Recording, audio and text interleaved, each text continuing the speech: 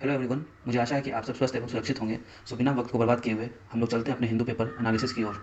सबसे पहले हम आइडेंटिफाई करेंगे कौन सा इंपॉर्टेंट न्यूज़ है इस न्यूज़पेपर में और उसके बाद हम लोग उसे एनालाइज करेंगे। इससे पहले कि हम आज की वीडियो की ओर बढ़ें, आइए सबसे पहले हम देश के वीर शहीद भगत सिंह, राजगुरु एवं सुखदेव को नमन करें। आज शहीद दिवस पर हम लोगों को यह प्रण लेना चाहिए कि हम सब इस देश को उन मुकाम पर ले जाएंगे जहाँ की इन वीरों ने कल्पना की थी। ये सभी वीर हर युवा के प्रेरणा स्रोत हैं और सिर्फ यही पीढ़ी नहीं बल्कि आने वाली कई पीढ़ियों तक इनके बलिदान से प्रेरणा लेती रहेंगी। ओम शांति। आइए बढ़ते हैं आइडेंटिफिकेशन की ओर। So this is Wednesday, March 23, 2022 newspaper, Delhi edition, right? So let's move further and identify the important news. There is not much news on first page. Second page पर भी कुछ खास नहीं है. Third page पर भी कुछ खास नहीं है. Okay, fourth page भी कुछ खास नहीं है. यह एक न्यूज़ है बिहार बीपीएससी स्पेशल करके 3 डे सेलिब्रेशन किया गया बिहार दिवस का 22 मार्च को मनाया जाता है। और कब यह शुरू हुआ था? तो 22 मार्च 1912 से, मतलब ये कौन सा ईयर होगा? 110वां साल है ये, ठीक है। बस ये सब छोटा मोटा चीज़ याद रखना है। उसके बाद आते हैं फ्रंट पेज पे। फ्यूल प्राइसेस जो है स्पार्क किया है वो अपलोड हुआ पार्लियामेंट। एक्सपेक्टेड न्यूज़ है क्योंकि वॉर के चलते फ्यूल प्राइसेस तो उठना ही था, इन्फ्लेशन आता ही फ्यूल इन्फ्लेशन, और अब अपोजिशन बोलेगी ही कि बहुत बढ़ रहा है, तो ये सही चीज़ है, डिस्कशन होना चाहिए। Let's move further. Ukraine crisis है ग्लोबल इम्प्लीकेशंस, देखेंगे हम लोग किसने क्या बोला, क्यों बोला ये, ठीक है। उसके अलावा तो फर्स्ट पेज पे कोई खास न्यूज़ दिख नहीं रहा है एग्जाम रिलेटेड। सेकंड पेज पर भी एक है, air commission warning to all 11 thermal power plant. देखेंगे क्या है कैसे है, इसके पीछे का बैकग्राउंड समझेंगे, क्योंकि ये आज से नहीं, ये कम से कम नहीं भी तो 1 साल के ऊपर का पूरा से ये चल रहा है प्रॉब्लमेटिक इशू। इसका इस पेज पे भी कुछ नहीं है। आते हैं फोर्थ पेज पे। ये मुल्ला पेरियार डैम का तो इशू खत्म होने का नाम ही नहीं ले रहा है। देखेंगे कहाँ है मुल्ला पेरियार डैम और क्या इसमें क्रिटिकल इंस्टॉलेशंस नहीं हुआ है, ठीक है। ये एक बात जान लो, 126 ईयर ओल्ड है ये, ठीक है, वैसे ही बहुत पुराना है ये। उसके बाद देखते हैं इस पेज पर और कुछ नहीं है। आते हैं ये पेज तो एडवर्टाइजमेंट है, ये पेज भी एडवर्टाइजमेंट है। यहाँ पे आ जाते हैं सीधा एडिटोरियल में। 4 में से 2 तो पॉलिटिकल ही है। एक है blow to equitable access to essential medicine, a compromise outcome at WTO could see India and South Africa losing their lead theme in COVID-19 fight। लग तो ऐसा रहा है पढ़ के इसको कि ये रिलेटेड है जो WTO में कोविड-19 वैक्सीन का अगेंस्ट पेटेंट को हटाने की बात हो रही थी ना, कि पेटेंट फ्री कर देंगे, लेकिन उसका जो अदर अपरेटस है जैसे सुई हो गया या अदर मेडिकल अपरेटस है, बीपी नापने का मशीन या कोई भी ऐसा मशीन, ऑक्सीजन सिलेंडर लगाने का मशीन, वो सबको पेटेंट फ्री नहीं किया जाएगा। तो इसी से रिलेटेड होना चाहिए, ये पढ़ के हम लोग देखेंगे थोड़ी देर में। अब तो मुझे 99.9% यकीन हो गया कि EU सोल्यूशन जैसे ही लिखा था यही हुआ, क्योंकि EU ने यही बोला था कि इसको जो है कोविड-19 वैक्सीन को और ये मेडिसिन को क्या करना चाहिए, पेटेंट फ्री कर देना चाहिए। आते हैं हम लोग इस पर, देखते हैं क्या है ये। उसके बाद needed and Indian legislative service, very good news, भविष्य की बातें कर रहा है। देखते हैं क्या प्रॉब्लम है, क्यों हमें एक Indian administrative service, Indian police service, Indian forest service के लाइन्स पे एक इंडियन लेजिस्लेटिव सर्विस भी चाहिए, ठीक है। पढ़ के हम लोग देखेंगे इसको क्या है इसमें। आगे बढ़ते हैं। द निगाहसेन enigma of Indian democracy, again बहुत इंपॉर्टेंट टर्म आ गया डेमोक्रेसी, ठीक है। अब समझ में तो आ नहीं रहा ये कुछ क्या लिखना चाहता है, इससे ये आर्टिकल क्या होगा ये कहना बहुत मुश्किल है, लेकिन ये वाला इसका जो कैप्शन है ये आर्टिकल को बहुत अच्छे से समराइज कर पा रहा है। The high cost of war not voting for a likely winner, okay, the high cost of not voting for a likely winner enables a politics of fear. होता क्या है कि जो लगता है कि ये जीत जाएगा, और अगर वो नहीं जीता, ठीक है, तो पहले क्या होता है, तो जिस आदमी जो एग्जिट पोल में या इस तरह की चीज़ों में टेक पार्ट किया, जो आदमी ने बताया कि अदर पार्टी को वोट दिए हैं, तो वो सब खतरा में आ जाता है उनका आइडेंटिटी रिवील होने के कारण। तो हम लोग देखेंगे क्या है इसमें, मेन वही होना चाहिए। एक उसके कैप्शन पढ़ के तो यही लग रहा है। उसके बाद the national land monetisation corporation, ठीक है, एक नया शायद बॉडी नया सेटअप किया गया है, क्या है नहीं है, will see to it, okay. और why has the NLMC been set up by union government, लग नहीं रहा था ये नया बॉडी सेटअप हुआ है। And how will it generate revenue and employment, और कैसे ये रेवेन्यू और एम्प्लॉयमेंट जनरेट करेगा ये भी देखेंगे। Understanding hypersonic weapon, okay, hypersonic जो भी वेपन है, हाइपरसोनिक वेपन का क्राइटेरिया, स्पीड इसका कितना से ज़्यादा रहना चाहिए, स्पीड इसका मैक 5 से M5 से ज़्यादा होना चाहिए, ठीक है। देखेंगे हम लोग क्या है इसमें, किस कंट्री के पास कितना है, रशिया और चाइना का, US का क्या इसमें स्थिति है बाहर, यही सब देखेंगे। इसमें ज़्यादा कुछ होना चाहिए। Recycling heat of data centres, okay, cache में है, क्या है इसमें, what is the method of district heating prevalence in Nordic and Baltic country, okay, how the digitalization and energy transition is intersecting। तो कुछ खास नहीं है, बस ये समझ लेना है कि ऑब्वियसली कोई भी जब डिजिटलाइज होगा तो उसमें यूजेस बढ़ेगा, कंप्यूटर और मशीनरी का यूजेस बढ़ेगा, तो इलेक्ट्रिसिटी ये हीटिंग इफेक्ट भी साथ में ही बढ़ेगा। अब कितना बढ़ेगा, किसी पॉइंट पे ट्रिप करता है क्या, इसी सबसे रिलेटेड है, बस उतना खास नहीं है एग्जाम के लिए। जेएन के budget opposition slams taxation without representation, ठीक है। इसमें एक चीज़ सिर्फ जानने वाली है कि ये लोकसभा और राज्यसभा में ये होगा, जिसमें से लोकसभा में बजट पेश होगा और ये लोकसभा ही पास करेगी इसे, ठीक है। राज्यसभा से 45 ये राज्यसभा में जाएगा और राज्यसभा ओके करके आ जाएगी, ओके करेगी इसे, ठीक है, क्योंकि ये एक मनी बिल है। फाइन। तो ऐसा राज्यसभा लोकसभा क्यों कर रही है, इसे बहुत सिंपल बात है, क्योंकि जे के अब क्या हो चुका है, जे के यूनियन टेरिटरी हो चुका है, तो उसका कौन करता है, पार्लियामेंट ही करती है उसके लिए। बाकी इसमें कुछ नहीं है खास। अब अलेक्जेंडर शेलेनबर्ग के बारे में सिर्फ जानना, बीपीएससी इंपॉर्टेंट के लिए इंपॉर्टेंट होते थे, ऑस्ट्रिया के चांसलर है, ठीक है। बाकी ज्ञान तो सब देता ही रहता है इंडिया को, है ना, कि साइडलाइन नहीं ले सकते हैं यूक्रेन वॉर में। Will see, I give my opinion on this also. Fine, let's move for the mean time. FTA talks expected during Israeli PM visit, Naftali Bennett आने वाले होंगे, हाँ तब नेफ्ताली बेनेट आने वाले हैं। विल सी किस तरह का फ्री ट्रेड एग्रीमेंट टॉक्स करना चाहता है, उसमें क्या लिखना चाहता है, बट इससे बेहतर होगा कि इसका जब आर्टिकल आएगा एडिटोरियल में तो ज़्यादा वो बेहतर वे में डिफाइन करेगा। Okay, India must stand again autocracy, again ज्ञान देने वाली बात है, ऑटोक्रेसी के अगेंस्ट स्टैंड करना चाहिए। आपकी तो लिबरेशन, हम की तो एग्रेशन, वही वाला बात है यहाँ पे, ठीक है ना। जा करके ये सब अमेरिका जो है जा करके इसराइल में, इंग्लैंड, ये सीरिया में, इसराइल में तो नहीं, सीरिया में और आपका इराक में और अभी अफगानिस्तान में जाकर के इतना साल तक परेशान किया है सबको, वहाँ तक ठीक था, लेकिन जैसे ही रशिया ने उसे परेशान किया तो खराब हो जाए। देखते हैं हम लोग इसमें क्या व्यू पॉइंट लिया जा सकता है। व्यू पॉइंट हमेशा बैलेंस्ड होना चाहिए, उससे आपकी मेंटल स्टेबिलिटी के बारे में पता चलता है। Will see to it what else can be done. Again इस पेज पे कुछ खास न्यूज़ तो है नहीं, इस पेज पे अगेन वही पुराना रटे रटाए बातें, ठीक है ना। और इधर भी कुछ खास नहीं है इस पेज पे। यहाँ पाकिस्तान बोल रहा है कि चाइना और ओआईसी को जो है मीडिएट करना चाहिए यूक्रेन क्राइसिस में। एक ऑलरेडी ब्रोकन स्टेट दूसरे ब्रोकन स्टेट को हेल्प करने के लिए करा है, तीसरा पार्टी के पास जाने के लिए। अब depends upon Ukraine and Russia more or less. India इसमें क्या करेगा। Employment data can be data to be release faster, center का देखेंगे क्या है इस न्यूज़ में, ठीक है। वर्ल्ड एट एनर्जी जोल्ट में ट्रिप वर्ल्ड इनटू रिसेशन। अब एक टेक्निकल टर्म है रिसेशन, हम लोग से भी एक टर्म को समझेंगे, बाकी तो जो न्यूज़ में चल रहा था वही है। वॉर होगा तो ऑब्वियसली इन्फ्लेशन बढ़ेगा और उसके चलते जो है जीडीपी की ग्रोथ रेट पे इफेक्ट पड़ेगा, हो सकता है वो नेगेटिव होकर इन्फ्लेशन को क्रिएट कर दे, ठीक है। उसका स्पोर्ट्स पेज है, एज सच तो स्पोर्ट्स पेज पर कुछ निकलना नहीं है, ठीक है। तो with this we end the identification part and move forward to analysis part. So in this news, it was expected that fuel prices are going to hike and spark uproar in Parliament this session, right? Why was this? Because Parliament is in session and due to Ukraine-Russia crisis, there has been a shortage of oil in international market. International market में क्या हुआ, oil short कर गया और उसके चलते भारत में fuel rise होना ही था। इसमें 2-3 फैक्ट्स है जो जान लेना होगा हमें, ठीक है। इन्फ्लेशन ट्रिगर करेगा ये, such increase would undo the exercise would undo the excise duty cut off effected by government in November 2021। हो क्या रहा है, फ्यूल का प्राइसेस बढ़ गया है और गवर्नमेंट ने पहले एक्साइज ड्यूटी को कट किया था, ठीक है। तो आपस में ये दोनों कंपनसेट कर दिया, बट ओरिजिनली जो जनता है उसको महंगा फ्यूल पड़ेगा, ठीक है। तो यही है इसमें। और ये क्या होगा, जैसे ही फ्यूल महंगा होगा वैसे ही क्या होगा, रिटेल मतलब कि रिटेल लेवल पे ये जो है इन्फ्लेशन को प्रमोट करेगा, ठीक है। WPI मतलब CPI जो है, WPI नहीं CPI जो है क्या होगा, बढ़ जाएगा, ओके। और CPI बढ़ेगा तो परेशानी होगी आम जनता को, ठीक है। तो यही है इसमें, कहीं पे और कुछ है नहीं।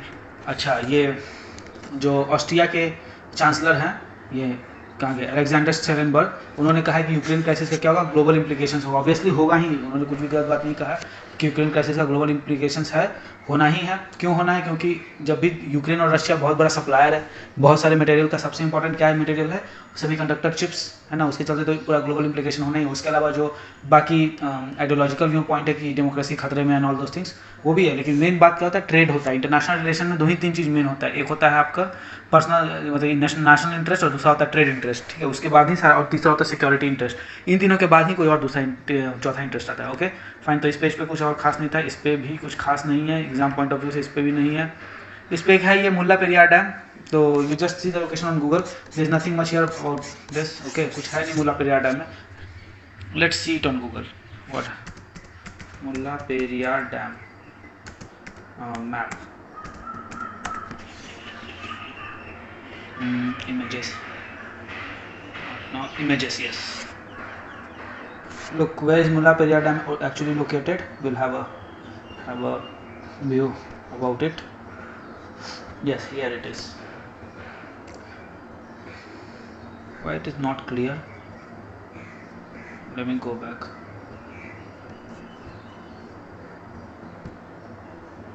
We'll need another map.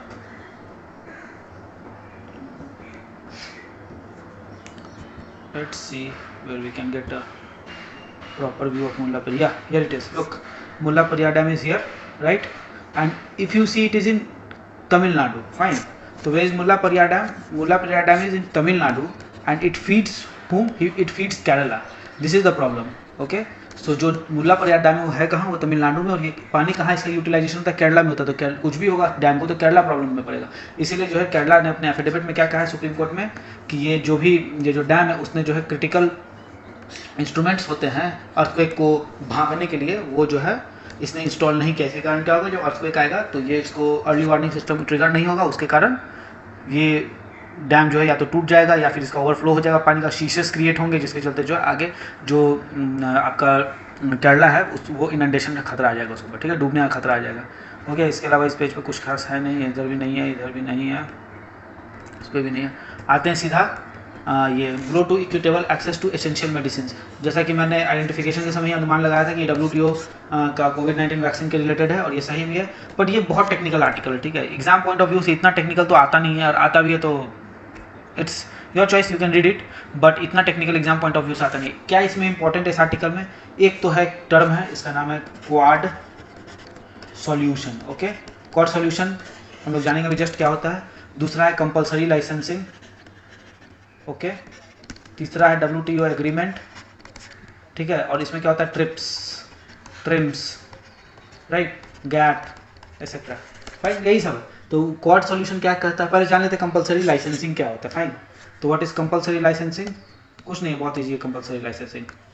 देखो पहले यहाँ जगह सा बना देता हूँ मैं।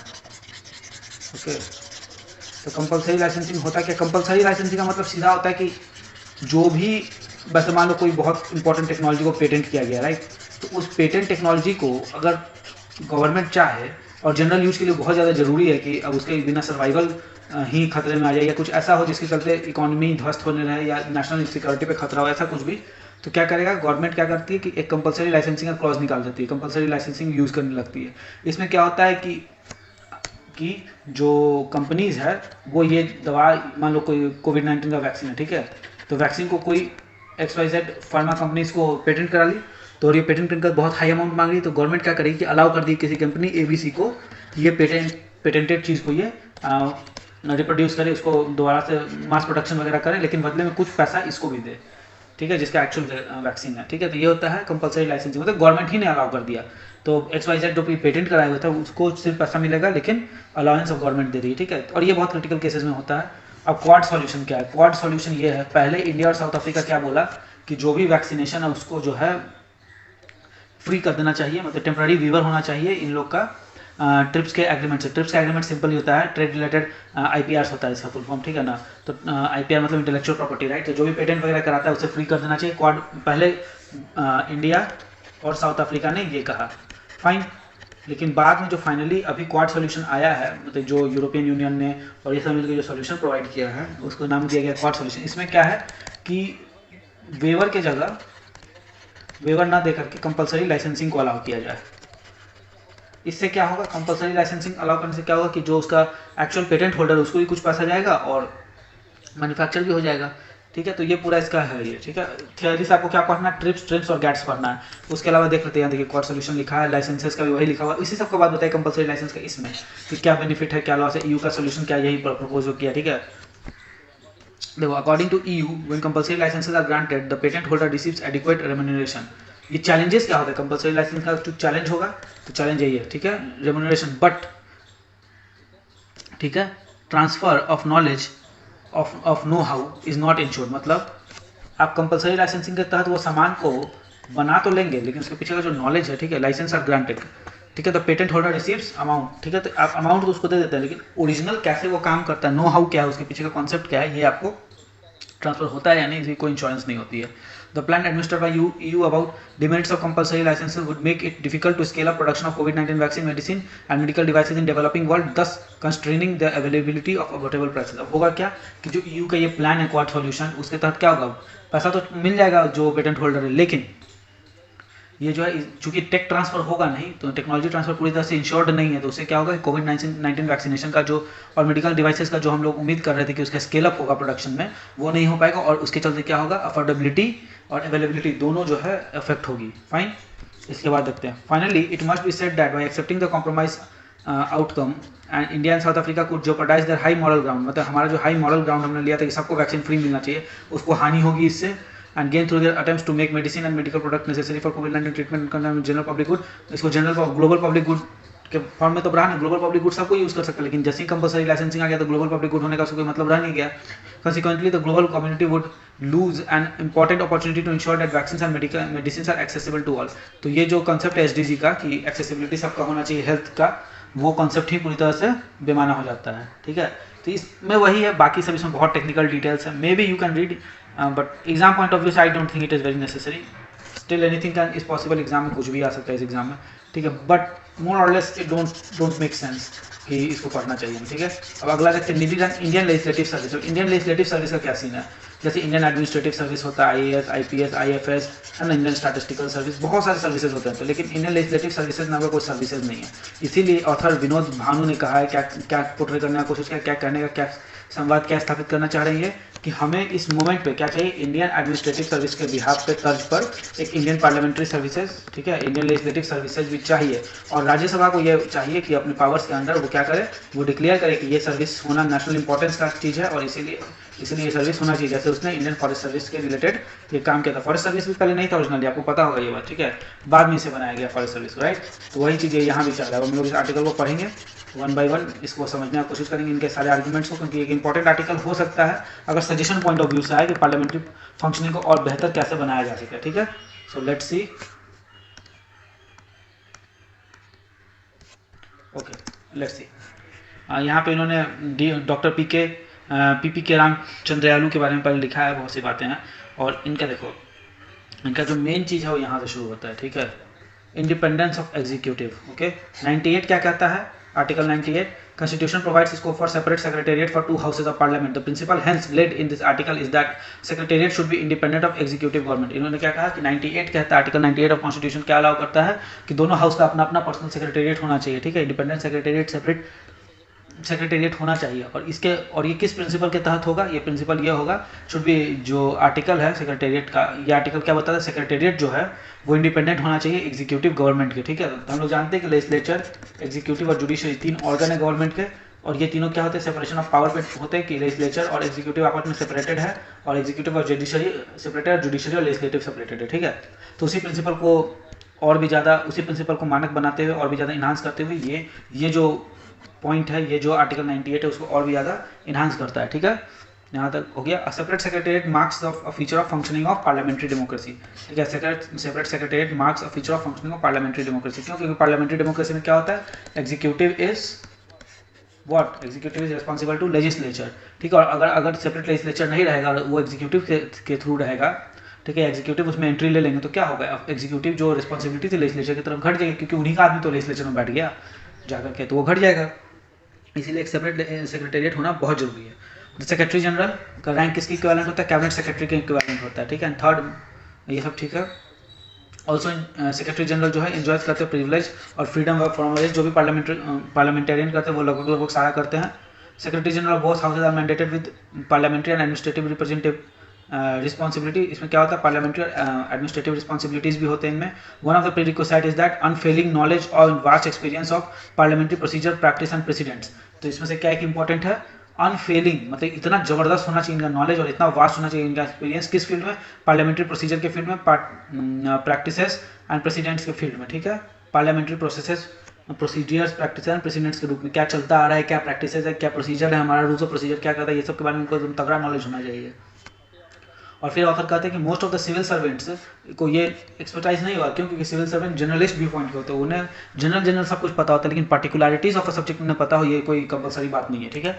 लोकसभा में देख ले, फिर ये लोकसभा का कहानी सुना रहे हैं पूरा कि लोकसभा में कैसे कैसे हुआ, कौन कब बना, ठीक है। कॉन्स्टिट्यूटिंग अ ब्रिज, ये देख लेते हैं, ये इंपॉर्टेंट पार्ट है।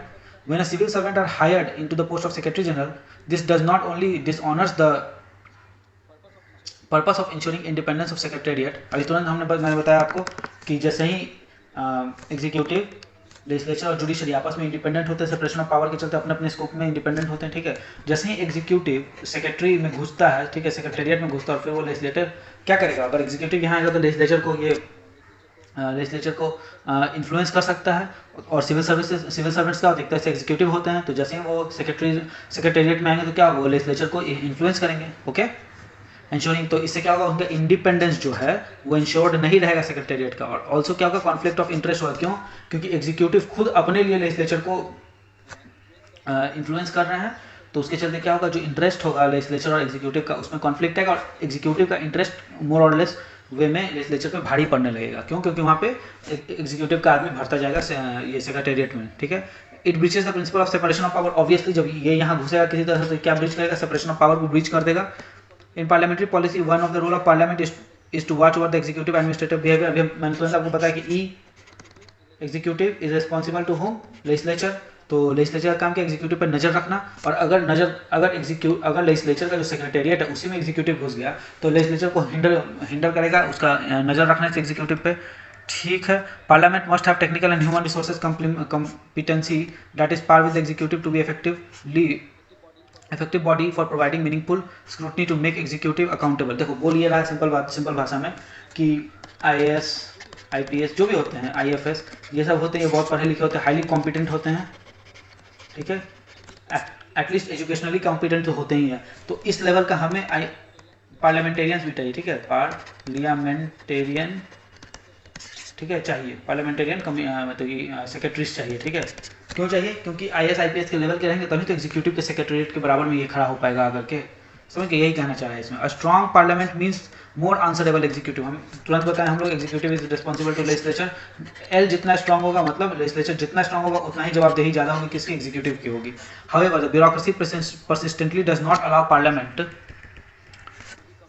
To be competent and robust in legislative institution. अभी मैंने बताया कि जो भी ब्यूरोक्रेसी होगी खुद एग्जीक्यूटिव है तो कभी पार्लियामेंट को पावरफुल नहीं होने देगी, ताकि एग्जीक्यूटिव हमेशा ही पावरफुल रहे। और उसी का सॉल्यूशन क्या है? All India service is a must. समझ में आ गया? ऑल इंडिया सर्विस मस्ट है इसी कारण। क्यों?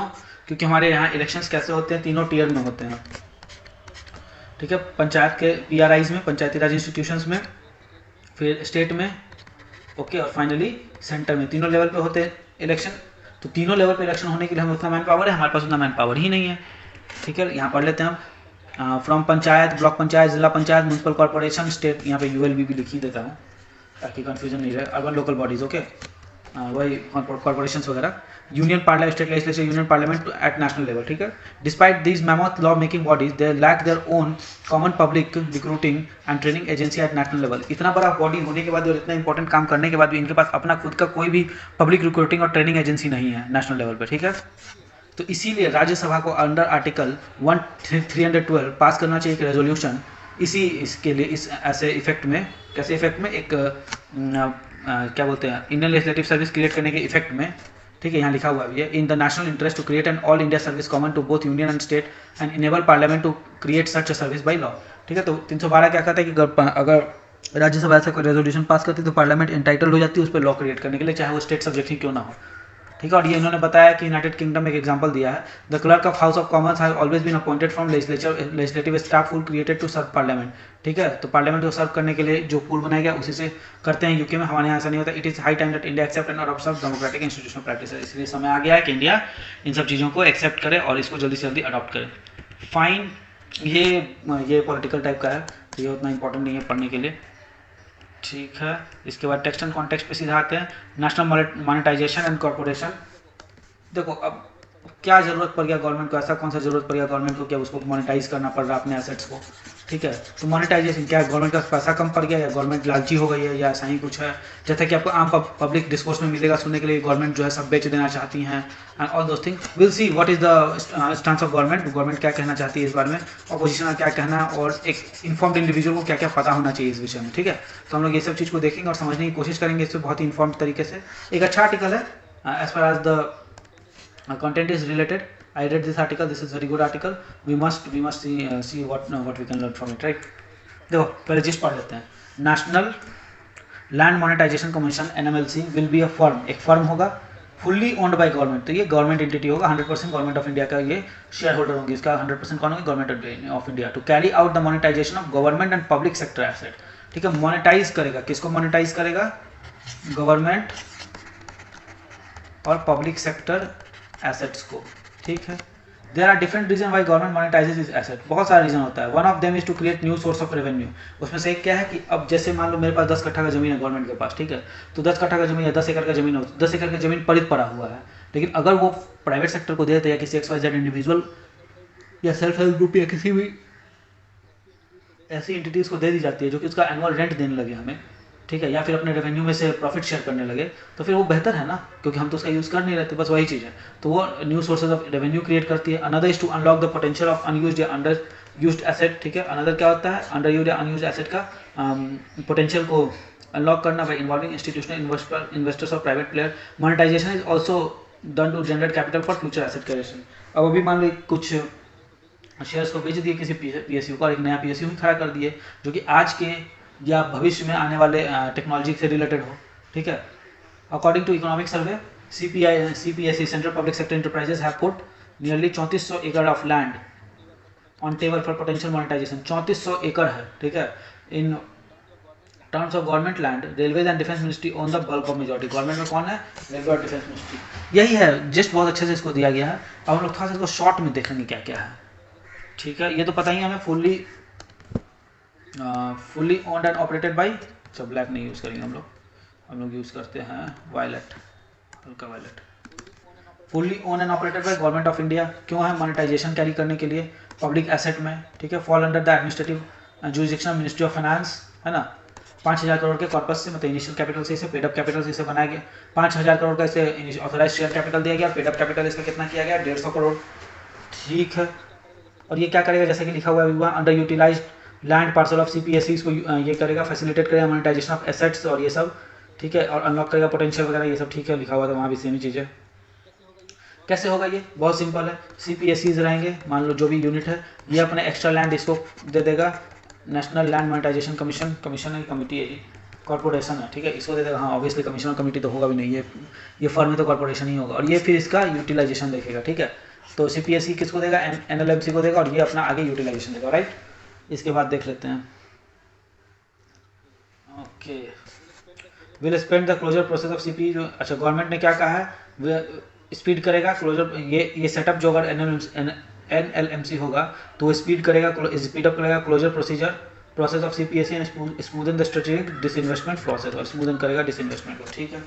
The statement said it will also enable productive utilisation, वही सब बातें हैं, प्रोडक्टिव यूटिलाइजेशन बढ़ाएगा sector. Beside managing and monetizing the NMLC will act as advisory body, identifying the surplus non-core asset and monetizing them in efficient and professional manner, maximizing scope of value realization। भाई ये ज़्यादा बढ़िया दाम लेके देके देगा, ठीक है। मोनेटाइजेशन का क्या मतलब होता है, या तो देखो मोनेटाइजेशन का मतलब सीधा होता है, ठीक है, बेच के पैसा लेना। अब कैसे पैसा लोगे, ये अलग अलग तरीका हो सकता है। या तो तुम डायरेक्टली बेच के 100% पैसा ले लिए और उसको हमेशा के लिए दे दिए, या तो तुम उसमें शेयर ले लिए रेवेन्यू में जो वो जनरेट करेगा, या तो तुम लीज पे दे दिए, या फिर जो है यहाँ पे लिखा हुआ भी है REIT real estate investment trust में के थ्रू किए, या PPP मॉडल से किए, है ना, यही सब है। फिर वही बातें हैं कि नया सोर्स ऑफ रेवेन्यू क्रिएट करेगा, generate resources capital for future creation, और ये सब बड़ी बातें हैं।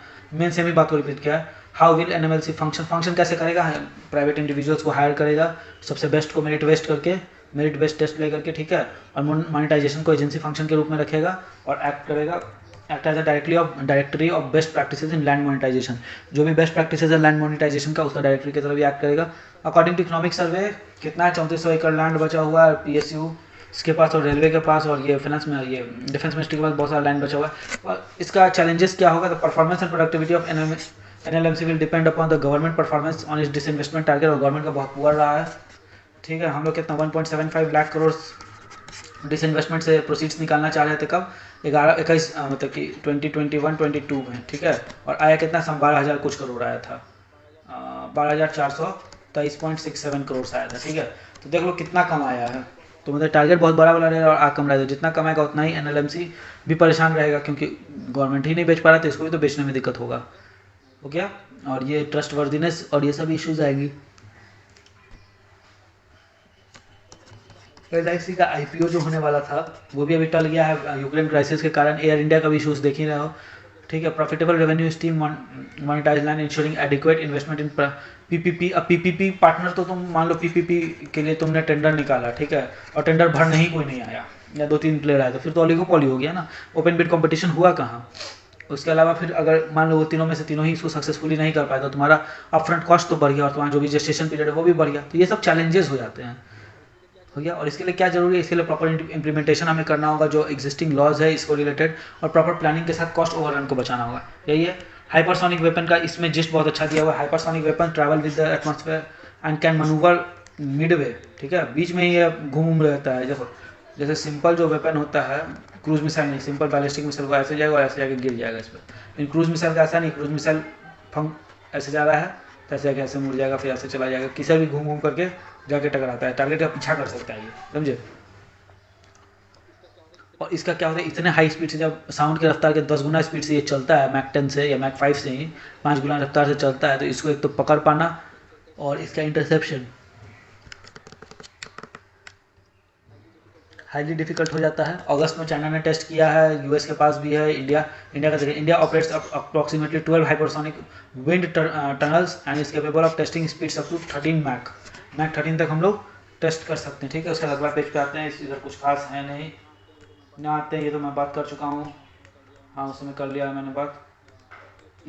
ये फिर अगेन वही बातें हैं, no country can be on sideline on Ukraine war, ठीक है। सब के सब इंडिया के स्टैंड को क्रिटिसाइज करें, because we are neither with them not against them, therefore they are very showing very problematic gesture to us. हम लोग ना इनके साथ खड़ा ना इनके अगेंस्ट खड़े हैं, ठीक है। इसीलिए ये सब परेशान है हम लोगों से, क्या हम लोग चाहते क्या हैं, ठीक है। और अलग अलग तरह का बात बना रहे हैं ये सब के सब, जितना भी वेस्टर्न कंट्री सब के सब बात बना रहे हैं अलग अलग तरह का, कि इंडिया को ऐसा नहीं करना चाहिए, इंडिया को वैसा नहीं करना चाहिए, मोरालिटी को देखना चाहिए, XYZ ABC सब कुछ बातें करें। But the thing is, international order में सिर्फ 3 चीज़ें इंपॉर्टेंट होती है, national security, national interest and peace and security of peace and tranquillity या peace and harmony of international order, ठीक है।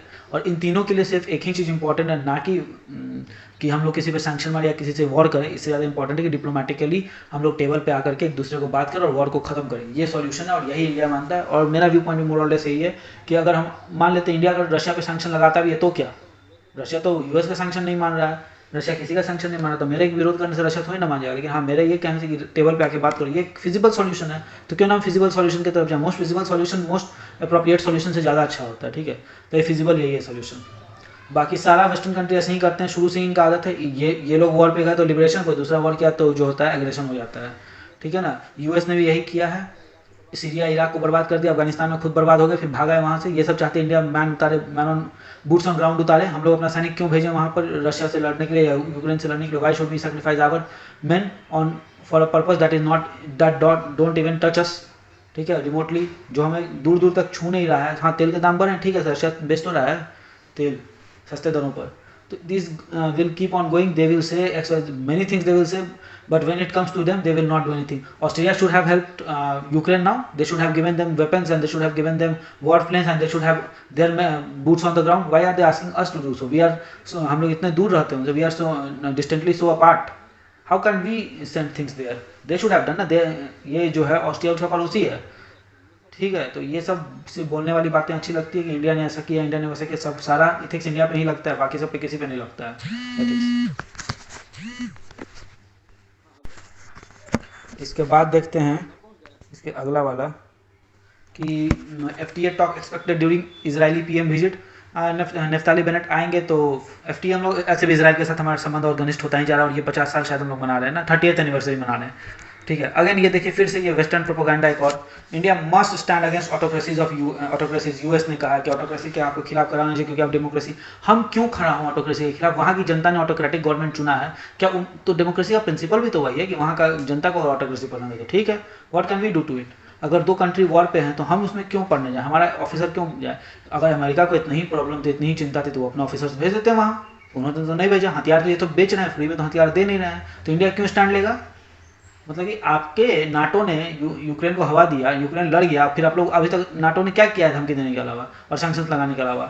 कुछ नहीं किया नाटो ने।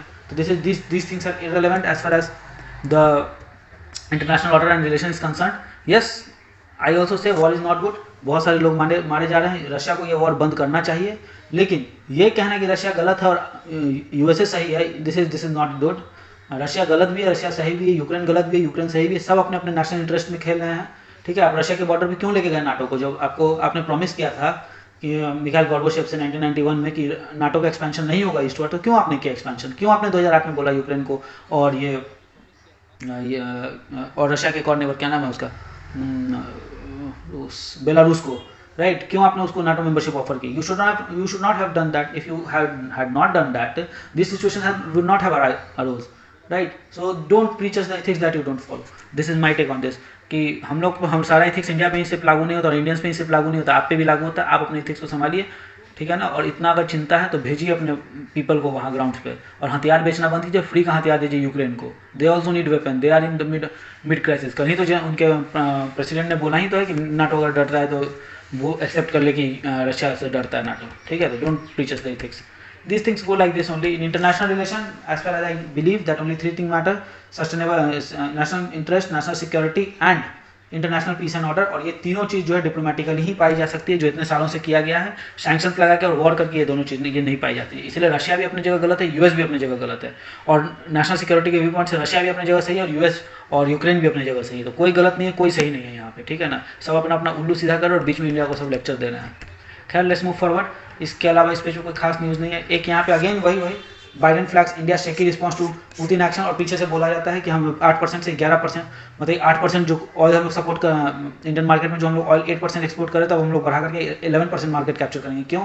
जब इंडिया से प्रॉब्लम है तो इंडिया के मार्केट को आप छोड़ दें। क्यों इंडिया के मार्केट में आप इतना तेल बेचना चाहते हैं? It is all at last things are related to only 3 things, as I have always mention. International relation is dependent on 3 things. What are those? National interest, national security, international peace and harmony, and the thread that binds all these things, all these faults, is only one thread, that is trade and commerce, right? So इसके बाद देखते हैं और तो कुछ। China OIC can mediate in Ukraine crisis. Look at this. Pakistan is saying that China and OIC can mediate in Ukraine crisis. Who has asked them to mediate here? China is with Russia. They will never mediate. And if they try to mediate, then what bad option is India? India will also mediate. And OIC, what is the need of OIC there? They don't even understand what democracy is and they are going to mediate for democracy. Now let's move further. Employment data to be released faster. Center has said that at present it is 9 months gap is there. They are asking it to bring it down to 2 months. 2 महीना कर देना चाहिए इसको। और इन्होंने statistician commission ने कहा है कि इसको फेज मैनर में करेंगे। 9 मंथ से पहले 7 मंथ करेंगे या 5 मंथ करेंगे, और उसका धीरे धीरे जो है इसको 2 मंथ करके फिर अलाइन कर देंगे जीडीपी के साथ, ठीक है। टेक्निकल टर्म में रिसेशन, इसे आप अपने नोट्स में देख लें। The negative inflation is called recession, और टेक्निकल डेफिनेशन होता है 2 क्वार्टर तक ये चला गया, नेगेटिव ग्रोथ रेट रहा तो वो रिसेशन कहलाता है, ठीक है। कंटिन्यूस क्वार्टर की बात हो रही है यहाँ पे। स्पोर्ट्स पेज पे या सच कुछ खास न्यूज़ आया नहीं है, इस पर भी नहीं आया है। तो we are done with today's newspaper, there is nothing much left, okay. So friends, I really hope that you like this video. अगर आपको यह वीडियो पसंद आया है तो इसे एक थम्स अप दें, साथ ही इसे अपने दोस्तों एवं परिवार में शेयर करें। हमें इंस्टाग्राम पर भी फॉलो करें, हमारे चैनल को सब्सक्राइब करें और बेल आइकन को तुरंत से भी पहले दबा दें, ताकि हमारी सारी वीडियोस की नोटिफिकेशन सबसे पहले आप तक पहुंच जाए। आप अपने सजेशन को कमेंट बॉक्स में लिखें, हम जल्द से जल्द उसे इंप्लीमेंट करने की कोशिश करेंगे। आप सब स्वस्थ रहें, सुखी रहें, खुश रहें, सबकी केयर करें और मन लगाकर पढ़ते रहें। जय हिंद।